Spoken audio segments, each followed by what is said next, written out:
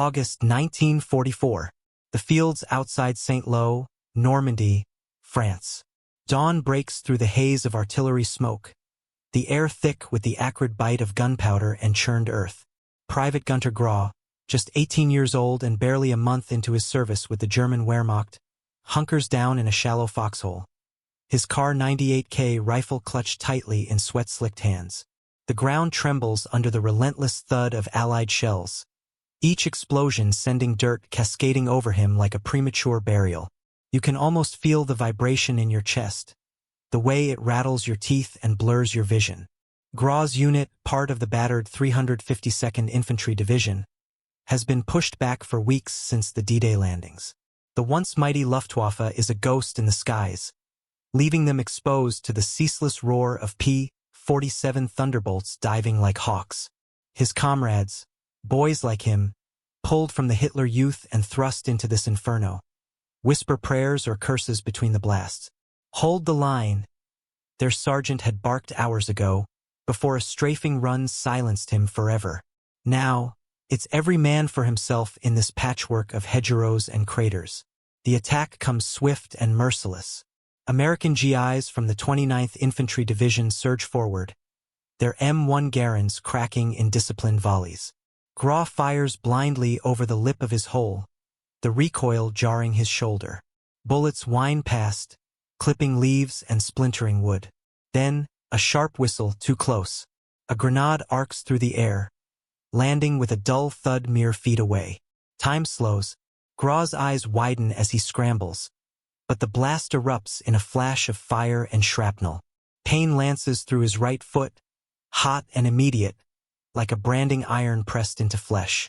He collapses, blood soaking his boot, the world spinning in a cacophony of shouts and gunfire. Through the ringing in his ears, he hears them. American voices, rough and urgent, closing in. Hands up! Hand hoch! One yells in broken German. Grau's heart pounds. Propaganda films flicker in his mind, tales of brutal Yankees who show no mercy to the enemy. He's seen the posters, savage caricatures of Allied soldiers as monsters. But surrender is his only option now. He drops his rifle, raises his trembling hands, wincing as he shifts his weight off the mangled foot. Figures in olive drab emerge from the smoke, helmets low, bayonets fixed. Their faces are young, too grimy with stubble and determination, but their eyes hold something unexpected. Not rage, but a wary efficiency. The first American to reach him is a sergeant, broad-shouldered with a Brooklyn accent that cuts through the chaos. "You hit bad, Kraut?" he grunts, slinging his Thompson submachine gun over his shoulder. Grau nods mutely, pain clouding his thoughts. To his astonishment, the sergeant doesn't kick him or spit curses. Instead, he calls back, "Medic, got a wounded Jerry here." A corpsman rushes up, kneeling without hesitation. He cuts away the boot, exposing the shredded flesh, and begins bandaging it with clean gauze from his kit. No rough handling, no taunts, just quick, professional care. Grau stares, disbelief etching his features. These are the barbarians he's been warned about. As they haul him toward a field hospital tent, makeshift under camouflage netting, Grau catches glimpses of the American advance. Jeeps rumble by, loaded with supplies that seem endless. Crates of ammunition, cans of rations stamped with unfamiliar labels. Soldiers share cigarettes casually, laughing even amid the din. One tosses a chocolate bar to a passing GI, who catches it with a grin. In Germany, such luxuries are myths, rationed to nothing for families like his. Here, they're handed out like afterthoughts. His mind reels. How can an army fight like lions and live like kings? In the tent, amid the moans of the wounded, an American doctor examines his foot. "Shrapnel fragments," he mutters to an aide. "Clean it up. Morphine for the pain." A needle pricks Grau's arm, and blessed numbness spreads. No interrogation yet, no threats. Just treatment as if he were one of their own. Whispers from other captured Germans nearby echo his confusion. "They're not beating us? Why?" But as the morphine haze deepens, a deeper question lingers. What awaits beyond this frontline mercy? A hellish prison? Or something unimaginable? September 1944. A dusty road somewhere west of Cherbourg, Normandy. The morphine has worn off, leaving a dull throb in Gunter Grau's bandaged foot as he sits jammed between 24 other German prisoners in the back of a deuce-and-a-half truck. Canvas flaps slap in the wind. The Americans call it a 2.5-ton. And it rumbles effortlessly over shell-pocked roads that would have bogged down any Wehrmacht Opel Blitz. You can smell the exhaust mixed with cigarette smoke drifting back from the cab. Lucky Strikes, strong and sweet, nothing like the harsh ersatz tobacco back home. 2 GIs ride in the bed with them, Thompsons across their knees, but relaxed. One, a lanky private from Texas named Hank, offers a canteen. Grau hesitates. Poison? Booby-trapped? But thirst wins. He drinks. Clean water, cool, no bitter aftertaste. Hank grins. Better than that sauerkraut juice you'll drink, huh? The other prisoners chuckle nervously. Some understand a little English now. No one strikes Hank for the joke. Instead, he pulls out a pack of chewing gum, tears it in half, and passes sticks around. Grau chews slowly. The flavor explodes. Mint, sugar, something bright and impossible. He hasn't tasted real sugar in years. The convoy stretches for miles. Jeeps, more trucks, ambulances, even a Sherman tank on a flatbed trailer. Endless.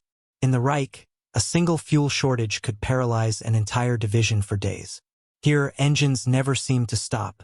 Grau watches American drivers shift gears smoothly, radios crackling with casual chatter. No screaming officers, no frantic urgency, just calm efficiency. A colored soldier drives one of the trucks ahead. Another walks the line handing out K-rations to his own men. Grau blinks. Propaganda newsreels claimed America was a fractured, race-torn chaos. Yet here they fight side by side, laughing together.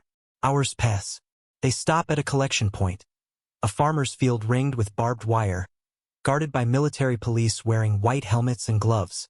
Thousands of Germans already wait there, sitting in neat rows under the autumn sun. An American sergeant with a megaphone calls out in halting German. Wounded to the front. Everyone gets fed. A field kitchen rolls up, massive marmite cans steaming. The smell hits like a punch. Real stew, potatoes, meat. Grau's stomach cramps with hunger he's ignored for weeks. The line moves fast. Each prisoner holds out a mess kit or just cupped hands. A smiling GI ladles thick beef stew, hands over 2 slices of soft white bread, and, impossibly, a fresh apple. Grau stares at the apple, red and shiny, as if it's gold. Back in Germany, civilians trade wedding rings for a single bruised potato. He bites. Juice runs down his chin. Sweet. Real. Around him, hardened veterans weep silently as they eat. One older Feldwebel mutters, "If this is how they treat prisoners, how do their own soldiers live?" That night, under floodlights, they're deloused, powder shaken down collars, clothes steamed in mobile units. Clean blankets are issued, thick olive wool stamped U.S. Army. Grau wraps himself tight, lying on straw in a tent that smells only of disinfectant, not death. No lice bites for the first time in months. Overhead, American sentries pace, humming big band tunes. One even whistles Boogie Woogie Bugle Boy. The melody drifts over the wire, absurdly cheerful. In the darkness, whispered conversations ripple through the tents. "They have everything," one prisoner says. "Trucks that never break, food that never ends." Another, bitter, "Goebbels lied. All of it." A third, quieter, "Maybe we were fighting the wrong enemy." Grau listens, eyes fixed on the tent ridgepole. His foot aches less now, professionally splinted. Tomorrow they'll board ships or trains. He's overheard the guards talking about the States, America itself, the land of gangsters and savages, according to the Führer, or something else entirely. Dawn reveals the scale of it all. As far as he can see, columns of prisoners march toward waiting landing craft and railway sidings. Overhead, waves of B-17's thunder east, silver bellies glinting. No Luftwaffe rises to meet them. Grau limps into line, apple core still clutched in his pocket like a talisman. The guards wave them forward, not with rifle butts, but with gestures and broken German phrases. One MP even helps a limping Oberschreiter steady himself. As the truck engines roar to life again, carrying them toward the coast and whatever lies beyond the Atlantic, Grau feels something shift inside him. Small, fragile, dangerous. Hope, curiosity. He doesn't have a name for it yet, but the question burns brighter now. If the Americans treat their enemies like this on a battlefield in France, what will they show them in America itself? October 1944. Mid-Atlantic. Aboard the Liberty ship SS James Whitcomb Riley. The deck vibrates steadily beneath Gunter Grau's splinted foot as he sits on a bench in the open air allotted to prisoners each afternoon. Salt spray stings his face. The ocean stretches endless in every direction. Gray waves rolling under a steel sky. You can taste the brine on your lips, feel the ship rise and fall like a slow breath. For the first time in his life, Grau is farther from home than he ever imagined possible. Thousands of miles of water separating him from the ruins of the Reich. The voyage has lasted 9 days so far. Below decks, the German POWs are quartered in clean holds converted with triple-tier bunks, electric lights, and forced air ventilation. No portholes, but the air is fresh. Not the fetid stink of U-boat bunkers or troop transports he's heard veterans describe. American crewmen in dungarees bring meals twice a day. Thick oatmeal with real milk for breakfast, hot stew or spaghetti with meat sauce at night. Always white bread and coffee that smells like heaven. Coffee. Actual beans, not the roasted acorns passed off as ersatz back home. Guards are present, armed with .45s on their hips, but they don't bark orders. 1. A sailor from Philadelphia named Tony teaches a group of prisoners English phrases in exchange for German curses he thinks are hilarious. Laughter echoes in the hold, nervous at first, then genuine. Grau practices silently. How are you? Thank you. Words that feel dangerous on his tongue. On the 4th day out, the convoy scatters briefly when sonar pings a possible U-boat. Alarms clang. American destroyers race ahead, depth charges blooming in white plumes miles away. Grau grips the bunk rail, heart hammering. If the ship sinks, they'll all drown chained below, or so he fears. But the guards unlock the hatches immediately, shouting, "Up on deck! Life jackets!" They herd the prisoners topside, handing out bulky orange kapok vests without hesitation. No one leaves them to die. The all-clear sounds an hour later, and Tony claps Grau on the shoulder. Just a big fish, kid. Relax. Grau stares at him. An enemy sailor just saved his life without a second thought. From the rail now, he watches the escorting destroyers slice through the swells, their wakes white against the deep blue. American ensigns snap in the wind, dozens of them across the convoy. He counts 23 ships, all loaded to the gunwales with cargo, troops, or prisoners like him. The scale is staggering. Germany's merchant fleet was strangled years ago by blockade. How does America launch a new Liberty ship every few days, as the guards casually mention? Where does the steel come from? The oil? The men? Evenings bring another ritual. After chow, the ship's loudspeakers crackle to life with Armed Forces radio. Swing music pours out, Glenn Miller, Benny Goodman, followed by news in English. Grau doesn't understand every word, but he catches enough. Allied armies racing across France, Patton's tanks nearing the German border, the Red Army crushing Army Group Center. The war is collapsing faster than Goebbels ever admitted. Some prisoners curse under their breath. Others listen in silence, faces pale. One night, the broadcast announces the capture of Aachen, the first German city to fall. A collective gasp ripples through the hold. Aachen, ancient coronation city of emperors, now in American hands. An older prisoner, a Hauptmann from Munich, weeps openly. Grau feels it too, a hollow ache. Everything they were told about invincibility, about the 1,000-year Reich, crumbles with each broadcast note. On the 10th morning, a cry goes up from the crow's nest, "Land ho!" Prisoners crowd the allowed deck space. A thin dark line appears on the horizon, growing into green hills and then the unmistakable skyline of somewhere. The guards name it Hampton Roads, Virginia. The ship glides past fortifications, then into a vast harbor bustling with more vessels than Graw has seen in his entire life. Cranes tower like giants. Warehouses stretch for miles. Trains loaded with tanks and airplanes wait on sidings. And everywhere the stars and stripes. As the Liberty ship docks, military bands play on the pier.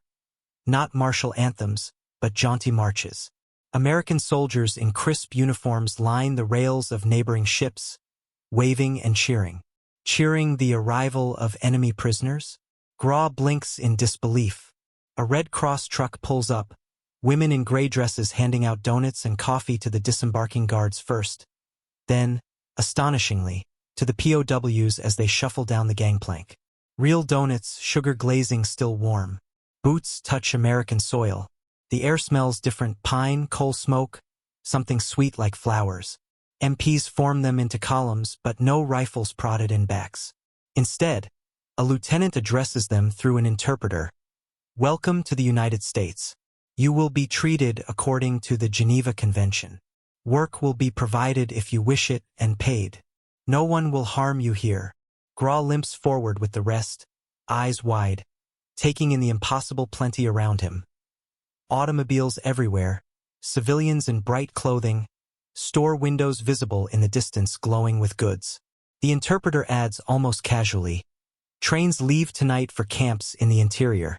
You'll see more of the country soon. As they march toward waiting Pullman cars, actual passenger trains, not cattle wagons, Graw glances back at the harbor one last time. The SS James Whitcomb Riley is already unloading cargo. Crates of ammunition, jeeps still in grease, cases marked Coca-Cola. Endless. Unstoppable. He boards the train, finds a seat by a window that actually opens, and feels the first warm breath of American air on his face. The whistle blows. Wheels turn. Virginia countryside begins to roll past. Farms bigger than entire German villages, silos bursting with grain, cattle fat and sleek. But the deepest shock is yet to come. In the camps scattered across this vast land, something will happen that no propaganda film ever prepared them for. Something that will force thousands of hardened Wehrmacht soldiers to question everything they thought they knew about the enemy and about themselves. Late October 1944. Somewhere in the rolling hills of central Texas, Camp Hearn. The train screeches to a halt on a siding beside endless fields of cotton turning white under the warm sun. Gunter Graw steps down onto a wooden platform, blinking against the bright light. The air smells of earth, pine, and something frying, fatback, maybe bacon. You can feel the dry heat soaking into your uniform, chasing away the last chill of the Atlantic crossing. Neat rows of white barracks stretch out behind high fences topped with barbed wire, but the wire faces outward. No guard towers loom inside the compound. American MPs in starched khakis wave the new arrivals forward with easy smiles. A sign in German and English reads, Camp Hearn, U.S. Army Prisoner of War Camp. Below it, another, Canteen open daily. Canteen? For prisoners? They march through the gates in formation, boots crunching on gravel paths swept clean. The camp is immense. Thousands of men already here, some in faded Feldgrau uniforms playing soccer on a grass field. Others sit at picnic tables under shade trees, reading newspapers. Newspapers? Graw rubs his eyes. A brass band made up of prisoners strikes up a marching tune as the newcomers enter. Fellow Germans welcoming them, not with sullen stares, but with cheers and waves. Processing is swift. Medical exam first. American doctors in white coats check wounds, issue new splints, even glasses to those who need them. Graw's foot is x-rayed on a machine more advanced than anything he saw in Berlin hospitals. Healing clean, the doctor says through an interpreter. You'll walk fine. Next, delousing again, hot showers with real soap. Lifebuoy, bright orange and fragrant. Then clothing issue. New American denim trousers, shirts, jackets, even underwear. All stamped PW in black letters, but clean, sturdy, warm. Barracks assignment. Graw enters Barack 12 with 30 other men. Triple bunks, but mattresses thick and sprung. Clean sheets, 2 blankets each. A pot-bellied stove glows in the center, coal provided free. Electric lights overhead. At the end of the room, a bookshelf with German-language books. Goethe, Schiller, even American novels translated into German.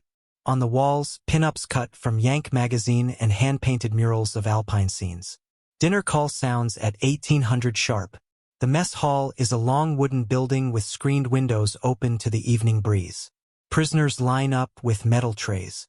American GIs in white aprons serve fried chicken, mashed potatoes with gravy, green beans, cornbread, apple pie, and coffee, Real coffee, with sugar and canned milk.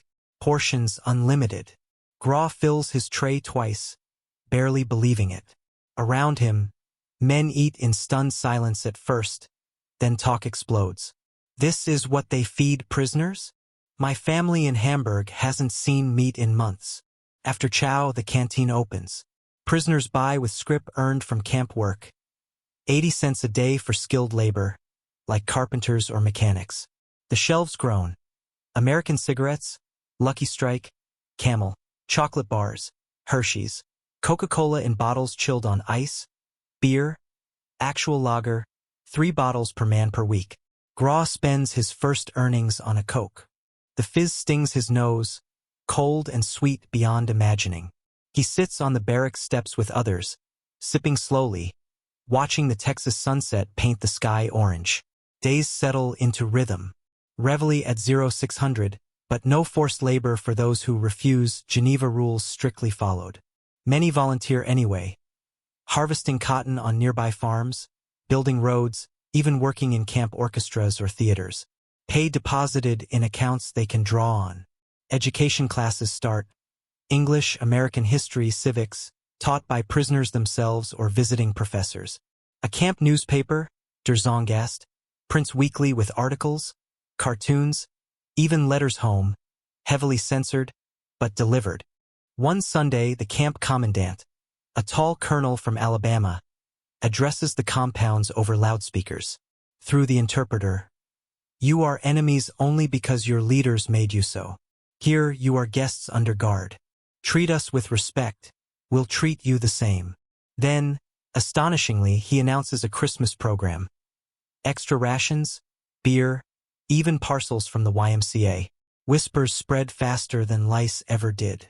In other camps, Aliceville, Mahia, Trinity, stories match. Baseball games against local towns, prisoners versus American guards, movie nights with Hollywood films, visits from Red Cross delegates confirming conditions. Some prisoners write home in aloud letters. "We are treated better than our own soldiers in the field." Censorship lets those lines through, perhaps deliberately. Gras volunteers for farm work. Riding out in trucks each morning, guarded loosely, he picks cotton alongside black and Mexican laborers who joke with him in broken German. Pay in hand at day's end. The farmer's wife presses fresh tamales on them at lunch. He sees small towns, stores overflowing with goods, cars gleaming, children waving American flags, but also curious about the Krauts. At night, lying in his bunk, Gras stares at the ceiling. The propaganda collapses piece by piece. No torture, no starvation, no hatred from ordinary Americans. Instead, kindness, abundance, fairness. A dangerous thought takes root.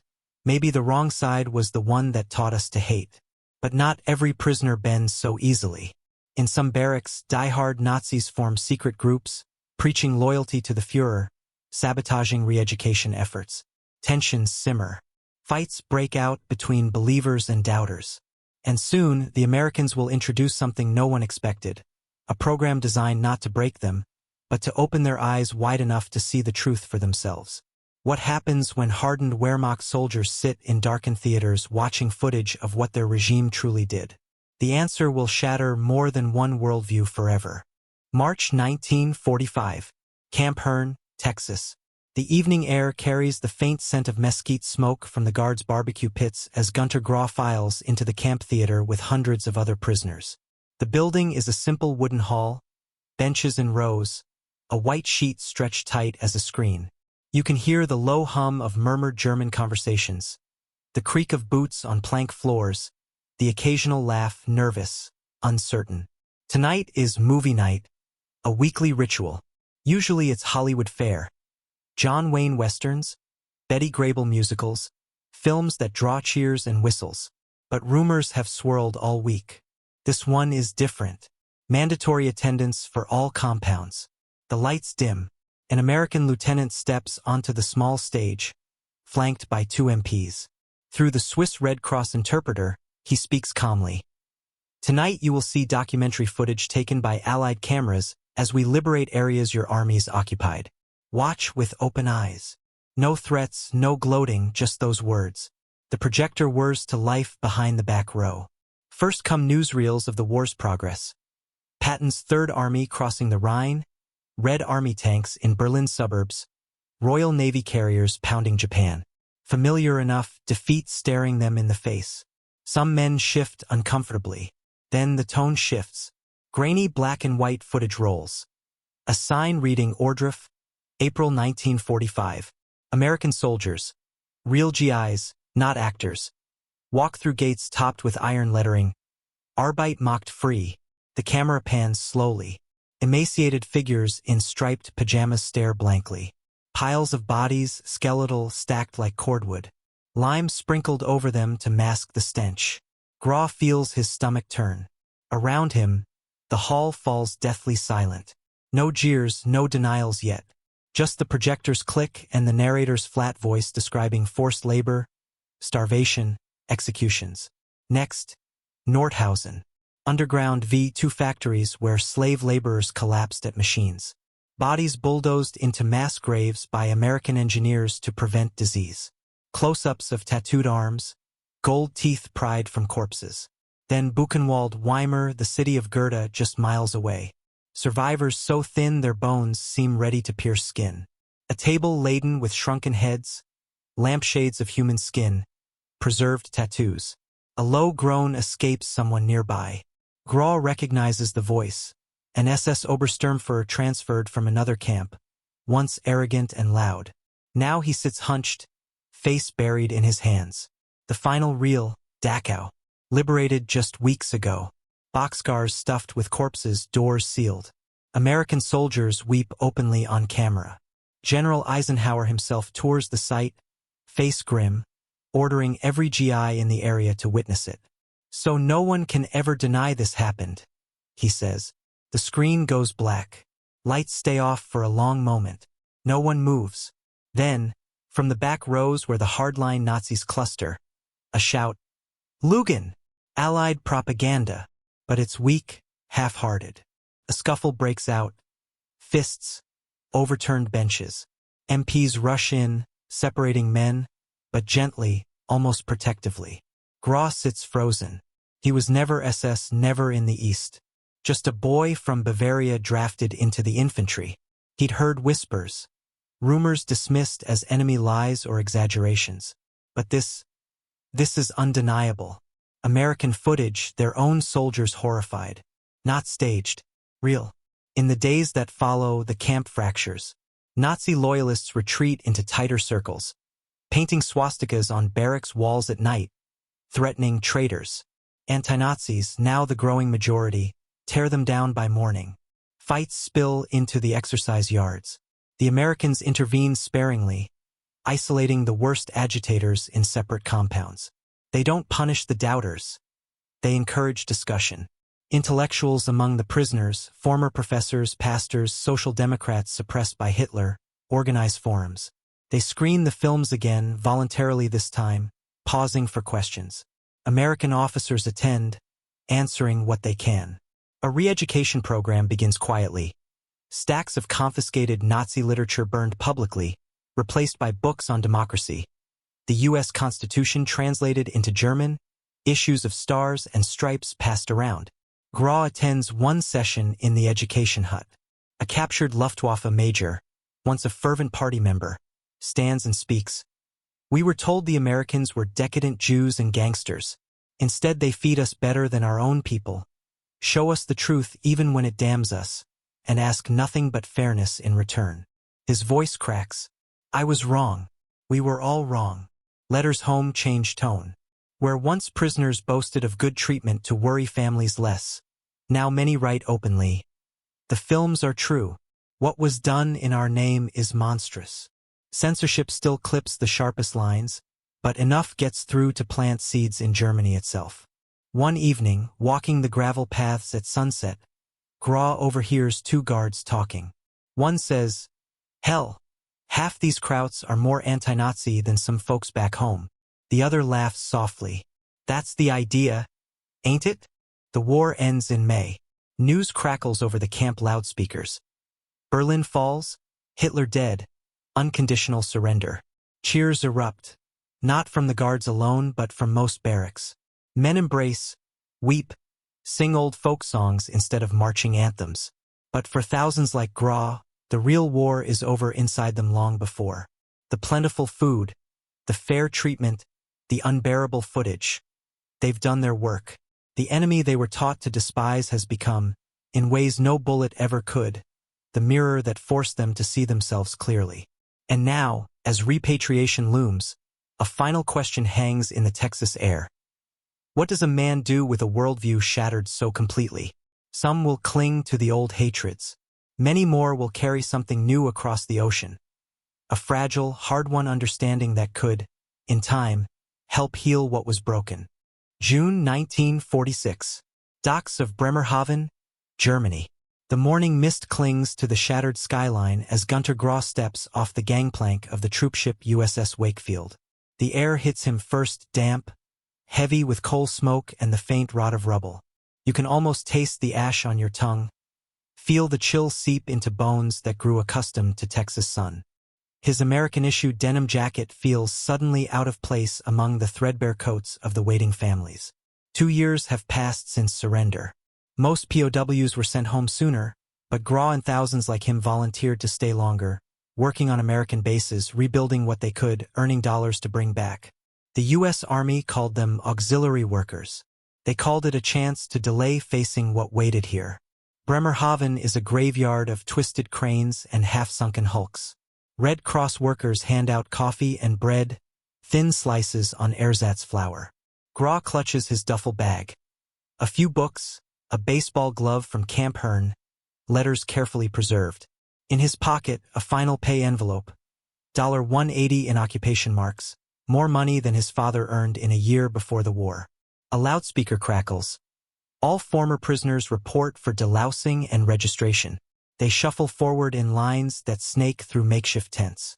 Questions come rapid-fire from Allied officials.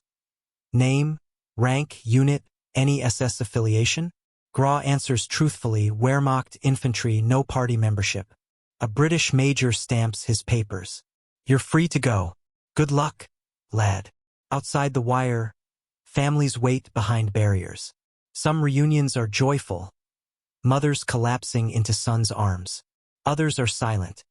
Wives clutching photographs of men who never returned, scanning faces in vain. Grau searches the crowd. No one. His parents' last letter, months old, spoke of bombings in Munich, evacuation to the countryside.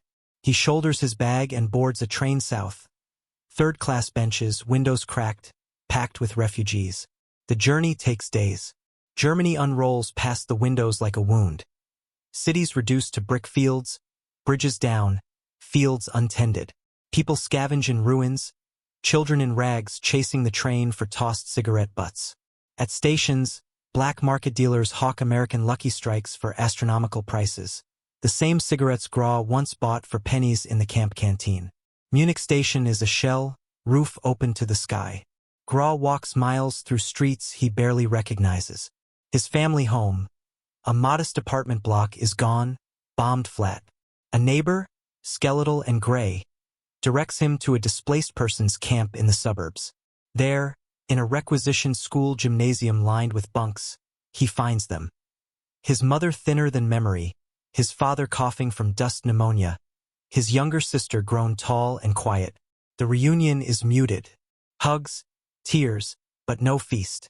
His mother presses a cup of acorn coffee into his hands. "We heard stories," she whispers, "that you were treated well. We thought they were lies to keep us hoping." Grau sets his duffel down, pulls out tins of Spam, chocolate, real coffee from his army stash. His sister's eyes widen. His father weeps. In the weeks that follow, Gras witnesses the full cost. Ration cards yield 1,500 calories a day, if supplies arrive. Women trade favors for cigarettes on the black market. Former comrades, those who came home earlier, drift through the streets hollow-eyed, some still wearing patched Wehrmacht jackets, others burning them in shame. But something else stirs. In cafes rebuilt from ruins, in church basements, in university lecture halls reopening with American aid, conversations begin. Former POWs, over 380,000 passed through U.S. camps, return carrying stories no propaganda can erase. They speak quietly at first, of plentiful food wasted on enemies, of fair treatment under Geneva rules, of the films that revealed the camps. Many become the first voices of truth in a nation steeped in denial. Gras finds work clearing rubble, Trümmerfrauen alongside him, women passing bricks hand to hand. Evenings, he enrolls in night classes sponsored by the occupation authorities. English, civics, history without the Nazi gloss. He meets others like him, returned POWs who refuse nostalgia for the Reich. Some join new political parties, Christian Democrats or Social Democrats, helping draft a constitution that swears, never again. Years later, historians will note it.